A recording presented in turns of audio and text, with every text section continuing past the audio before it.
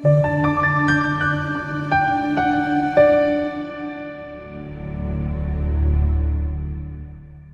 okwazi ukukhuluma nawe ukuthi ligama uPastor Mingisi, sicela ukuthi usubscribe esiphethu lama video lawa siyacela ukunikela, siyacela ukuthi inamba uyisebenzise kuphela ukumfonela emini kusuka ekuseni ngabona yini ntambama uma-WhatsApp nangebhadi ngephutha futhi uma ungifonela ungangibuzi igama ungangibuza only if and when you have introduced yourself.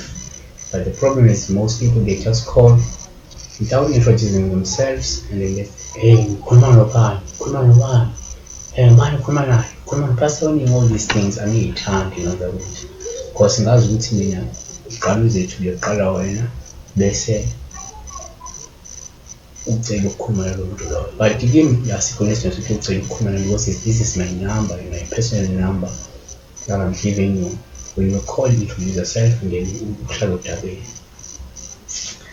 Ucebile Rivoni, Cebile Veronica Nene uthi sacela ukubuza futhi niphupha uxega izinyo elilodwa akuyafana, uxega amazinyo yonke noxega ezinyo kuyafana nafuthi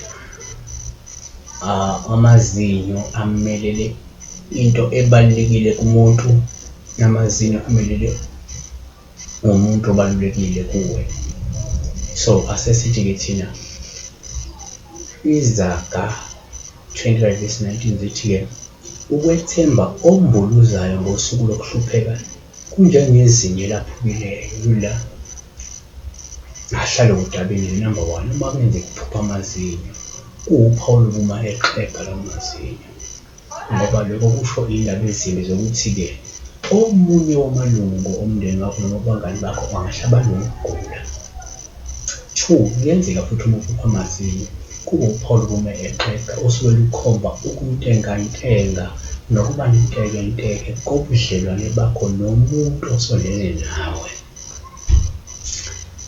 3, kuyenzeka futhi uma uphupha amazinyo kube uphawu esithatha njengolungumeqeka ungakhombi indaba ezibuhlungu zokwehluleka noma ukufekela nokuwohloka kobudlelwane obubalulekile.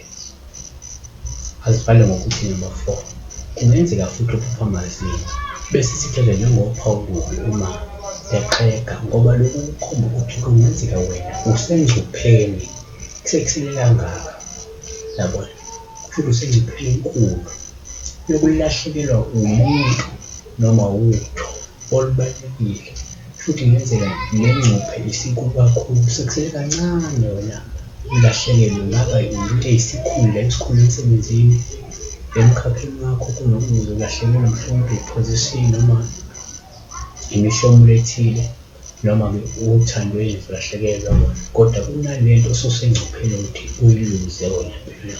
Siyabonga kakhulu-ke, nikela, subscriber, become a member, watch all the videos, tell other people that we have the channel where we put simplicity marketing. So people